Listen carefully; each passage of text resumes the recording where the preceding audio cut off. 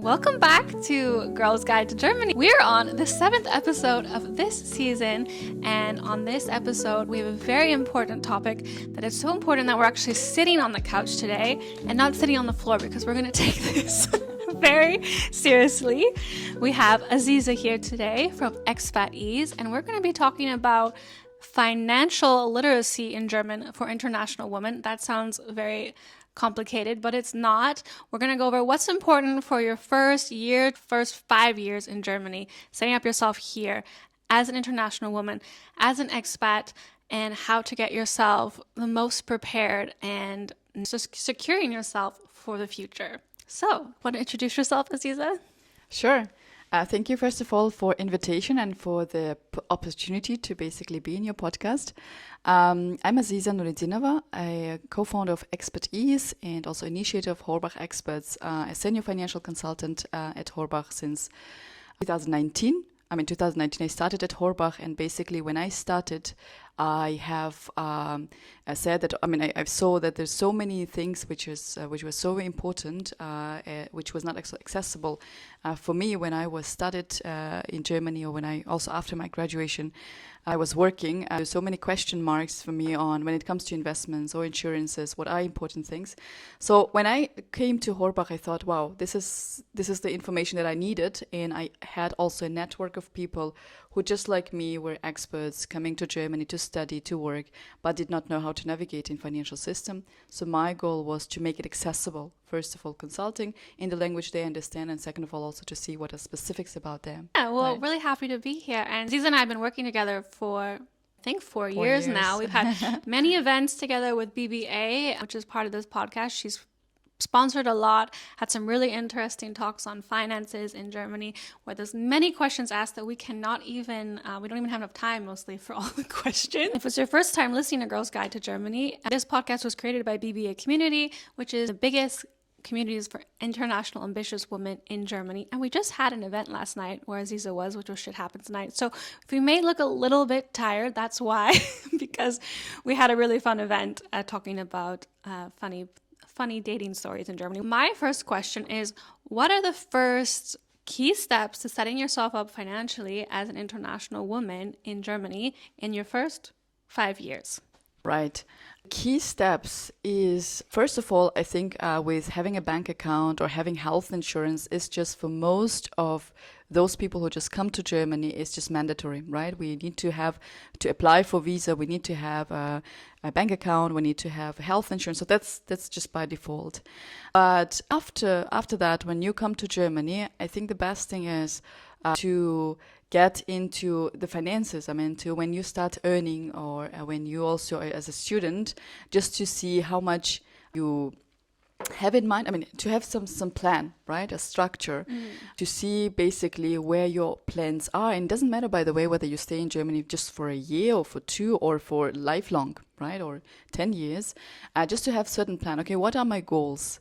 What resources do I have? And then what are my steps basically to do that? But when we talk about just technical things, okay, what we need is health insurance. We need a private liability insurance. In German, it's a Haftpflichtversicherung. Haftpflichtversicherung. Exactly. That's a difficult word. But for those of you who don't know, it's just basically a third-party damage insurance. So if you will cause some damage to other people, you're just liable to pay for that, and this insurance covers that if the damage was unintentional, of course. You need this for even some visas just to come to Germany. You need to have a Haftpflichtversicherung. Okay. Yeah, I needed that when I came from Canada. Oh, okay. Yeah. Right. And then also landlords, they also sometimes ask for this to basically, give you the apartment, no, to rent you. Also the Hausratversicherung. Versicherung, right, yeah. Right. Hausrat, I think, is a little bit different from Haftpflicht. Hausrat insures your own property, whereas Haftpflicht insures the property of others, but the damage caused by you, right? And for example, this could even be if you're riding your bike and maybe you're new to Germany and you're really bad at riding a bike like I was, and you run into someone's leg and it injures them or you hit them, and then damages are caused, and then that would be, instead of if you get sued or something, that would be something that would cover that. Yeah. Right. It basically has three things that it covers. It covers property damages. Property. Yeah. I mean the damages, and then it personal damages, right? So it's in your example, and it also covers the wealth damages, which means that, for example, you parked your car somewhere on the way to, let's say, a bus, and the bus cannot go through, and somebody within, or all people who are in the bus just go and take the taxis, so it basically damage to their wealth. So your health, your liability insurance, or you're liable first of all, and the liability insurance also covers that as well. I didn't know that one, but I really hope it doesn't happen to me. This is why I don't drive. There's too many things. But when it comes, like, those are the basic insurances. Is there anything financially? Because, like, leads us into our next question, is like, a lot of people, when you're starting a new at a company or your corporate job, will ask you, hey, we have this great private pension plan that you can take part of when you get this job. I, for one, didn't take it when I was in my first years in Germany, because I was like, you need to be in Germany for at least 5 years to make this work. So I didn't take it. But what other things do you need to set yourself financially? Is the German pension system enough? Like, do you recommend a pension insurance in the first 5 years? First of all, maybe to answer whether the pension system is enough, I mean, public pension is enough, the answer is it is not enough. And so it is that basically because of this pay-as-you-go system, where when you're young, you're just paying for the elder generation, and then when you get old, then you will be paid by the younger generation. The problem with this is that the population is just decreasing. I mean, people are getting more babies, let's say, and at the same time also the elder population are getting older and older, so they're living longer, which is basically a crisis then eventually. And if we even see statistically, in 2030 already, it will be almost 2 to 1, so 2 contributors to 1 pensioner. Like, for example, 30 years ago we had 5 employees who were paying for 1 pensioner. Whereas in 2030, already in a very near future, we will have 2 to 1. And then when we retire, like our generation, it will be maybe around 2060. Statistically, it will be 1 to 1 almost. Wow. So you will have some pension. The question is, of course, what's your life standards and whether this will be enough? Yeah, for me, I've seen like the slip from the Deutsche Pensionversicherung, and it said, if you keep earning the same amount, you will, and I earn pretty average at the moment, you'll have 1,600 euros before tax a month. Right. Can I live off of this? No. Right.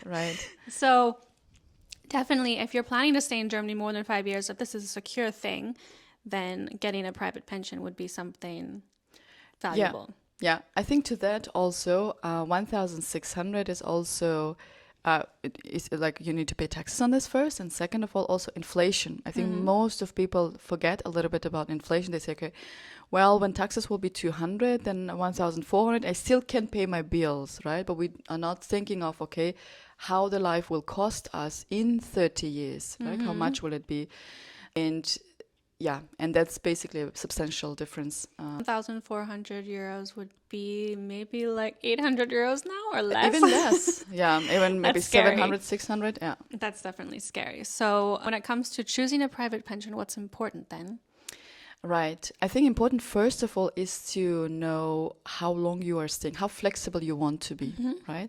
Because you have plans that are tax optimized, you have good tax benefits, but if you're just living in 2 years, it doesn't make sense. If you want to be, and you don't know whether you stay in Germany or not, then the best would be to have this private flexible option, which basically does not bound you to any country. I had, for example, in September, one customer who said, I used to live 2 years in France, 4 years in Poland. Now I'm living in Germany my 3rd year. I don't know, maybe I will travel again. So in this case, it is a great, interesting life, but it eventually how will it, what it will mean for your pension, right? So he said, okay, let me do something that I will still I will keep my flexibility, but I will have enough pension eventually. So we did completely private flexible, which means for him, if in 2 years he leave Germany, he still, if he wants, keep contributing into that. Yeah. And that's something I also have from myself. Regards with insurances and pensions and everything, when it comes to what are some other things you might need in your first 5 years? Would you already look into a long-term investment plan or a short-term investment plan, or just setting up like a Tagesgeldkonto? Right. Tagesgeldkonto is like a savings account that gets interest. Right. Yeah. Yeah, exactly. I think we all come back into, again, having some system. But when you have some system, you first of all, the first step is to know what do you want, right? What are your goals, short term, medium, and long term? And if you will say and we usually say, okay, we start with the goals. Okay, my goal is to build up a buffer of 3,000 euros just in case something happens. And my goal is maybe in 5 years to buy my first real estate as an investment.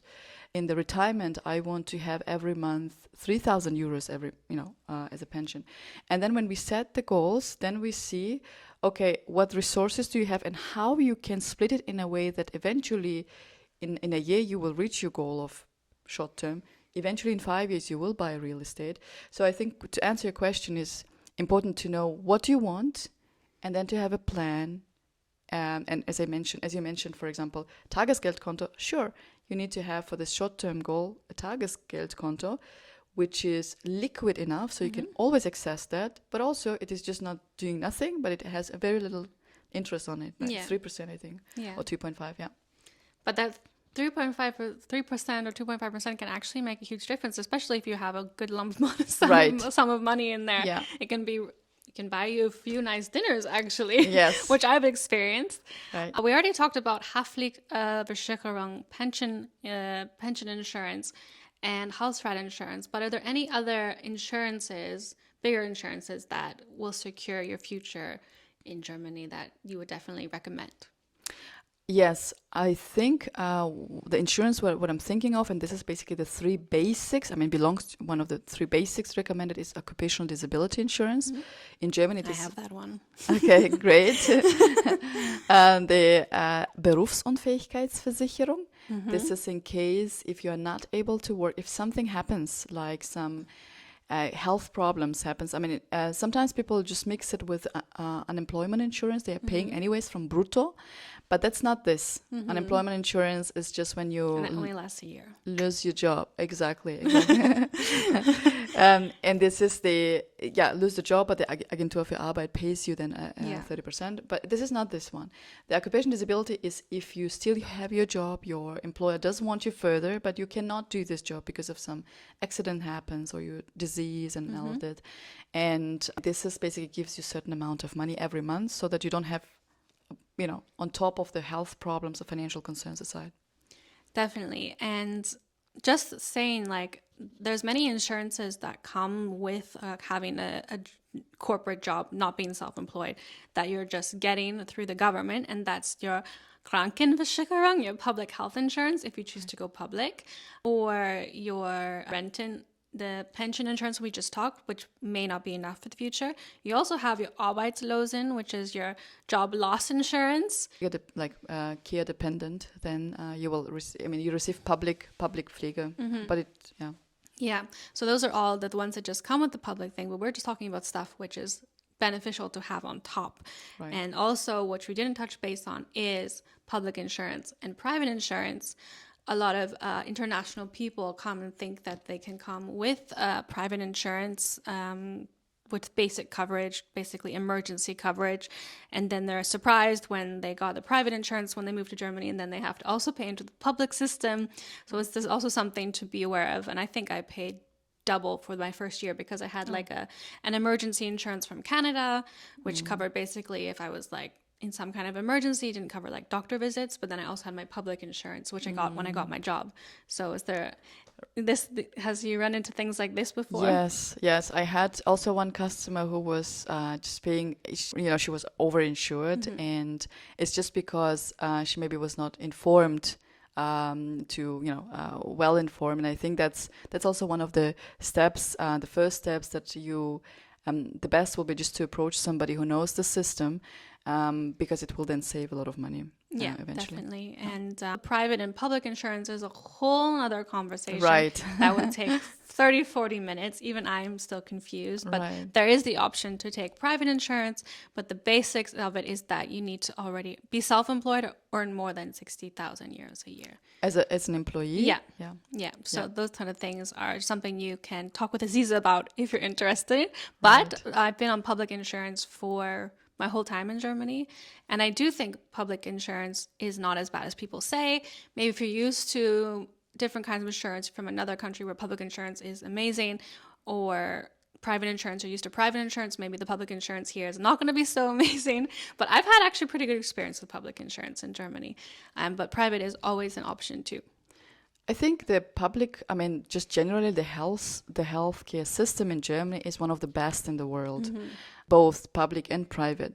But of course, when it's like relative, right? When you compare the healthcare in Germany and in some other countries, then it is like always top. But if you compare public system with private system within Germany, then of course you will see the missing parts in public. Yeah. Always like to see, first of all, whether you're eligible. Second of all, because eligibility is not only how much I earn and whether I can switch, but eligibility is also whether your health is, let's say, how healthy you are, because sometimes private health insurances are very, very detailed to basically accept clients or not. That is why they keep it also premiums lower than the public one. Yeah, and for example, I actually have been trying to get on private for the last 3 years because I'm self-employed, and I would maybe save some money because public health insurance as a self-employed person can be very expensive. It's like my biggest expense.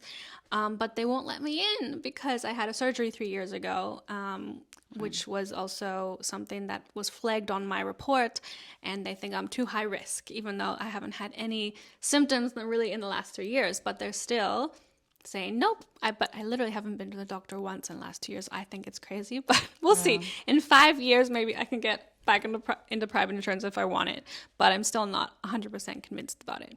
This leads me to an interesting discussion, which actually happened on BBA's Instagram. Aziza and I discussed having what kind of posts we can put on there to inform people about saving and how to save in Germany.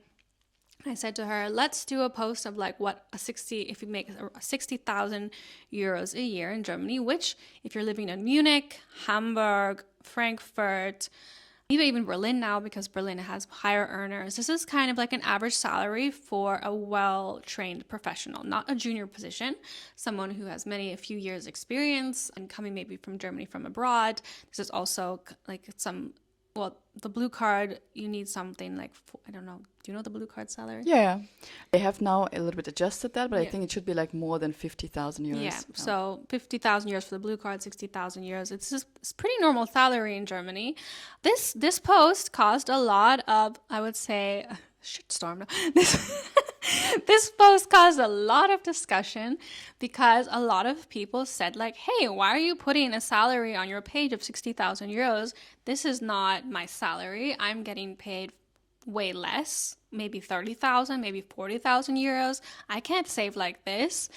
And it was really eye-opening because I was like, okay, I thought 60,000 euros is an average salary, and I think even can be too less in some situations, especially if you have a family, or in Hamburg and these bigger cities are very expensive, rent's really expensive. So I would think like this is like a needed salary to have savings and have a good lifestyle. But many people are just saying like, this is not what I'm earning.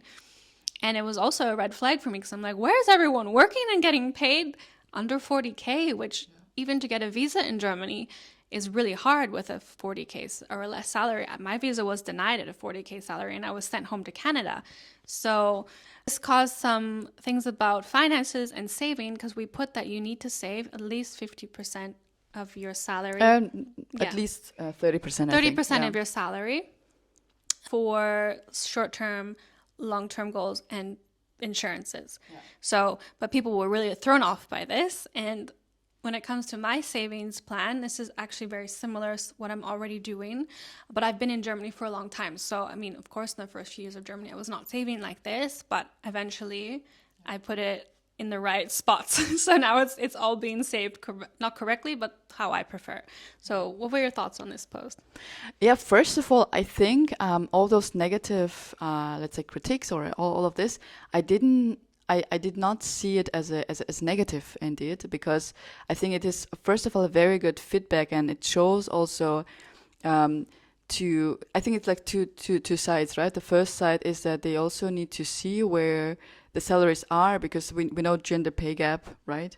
Mm-hmm. And I know the BBA is like mostly women, right? So maybe you need to first of all question whether I'm earning enough, whether I'm in that same company that I can thrive and develop myself, or it's the time to renegotiate your salary, because as Hannah mentioned, especially in bigger cities, you just with 40,000, you just have your living maybe, but nothing to plan for the future, right? And it's basically kind of a little bit risky.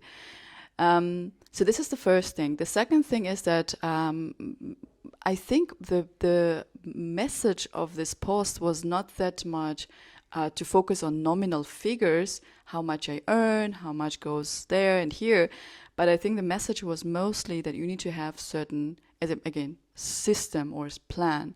You need to know how much you make, how much goes out, and ideally we say, this is the very ideal situation, is that when you are earning 10,000, then at least 50% should go there, or when you're earning 5,000 or 6,000, at least 50% should be just assumption, and the other you will just plan.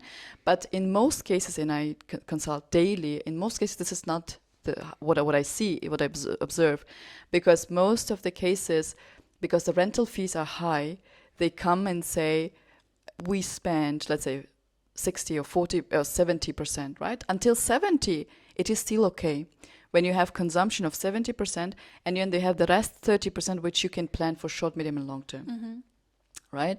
But if you are spending 90% of your salary, or 100% or 80%, then I think here you need to really see whether you need to change something.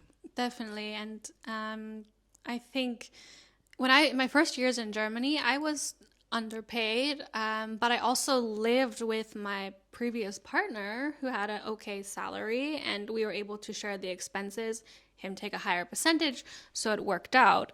Of course, if you're a single person living in your own apartment and you're going to be paying way more because you're not sharing the rent, then this kind of savings plan will be harder, definitely. But that's where you have to think about your lifestyle and how you can actually save.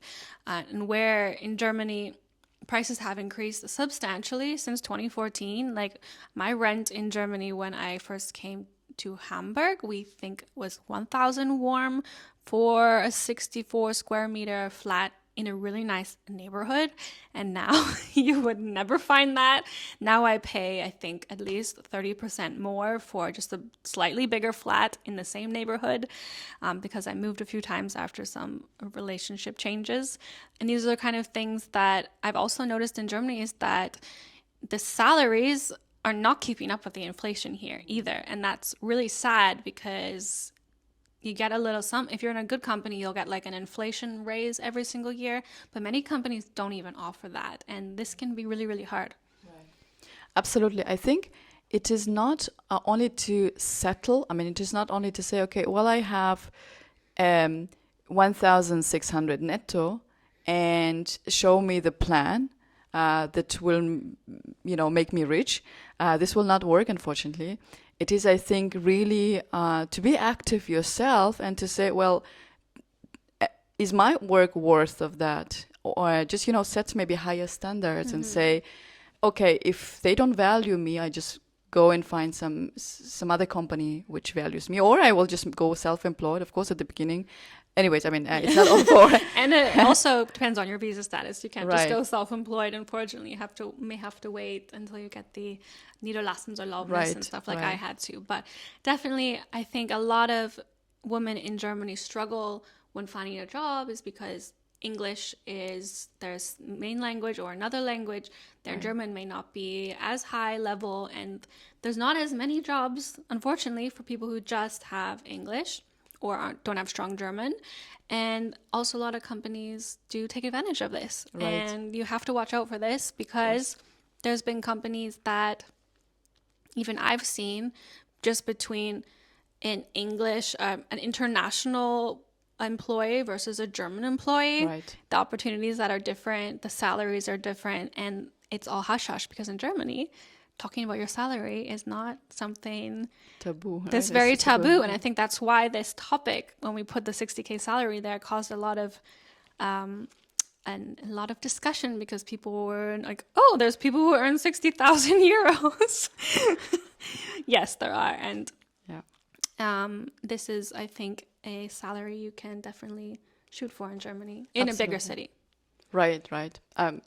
And also, like in also a smaller, I mean, I think just know your value and negotiate that with the company, and find another job if not. Yeah, because the finances and stuff definitely depend on your income, and that's the first starting point, is how much are you bringing to the table every month? How much can you give to insurances, give to your savings accounts, give to your extra pension, that you actually can survive? And that's the most important part. Right. I think it's about the planning. It's about being active, taking responsibility over that, and taking it serious, and just be consistent. Yeah, and I think that's the end of our podcast today. Really great discussing with you, Aziza, these topics. Thank you. We could probably talk about this for 3 more hours, and it's really easy to do, because these are just a bite size of everything you need to know. But if you want to know more, you can contact Aziza. You can contact me. My email is just aziza.nuritinova@horbach.de. Instagram, aziza.nuritinova. Or at expat Right, yeah. Instagram. And if you want to follow this podcast, you can follow me at Hannah Teslin or BBA Community _. Make sure, if you're watching on YouTube, to like and subscribe, or follow on Spotify. And we'll see you at the next episode. It was really great. Thank you, Anna. Thank you. Bye. Bye-bye.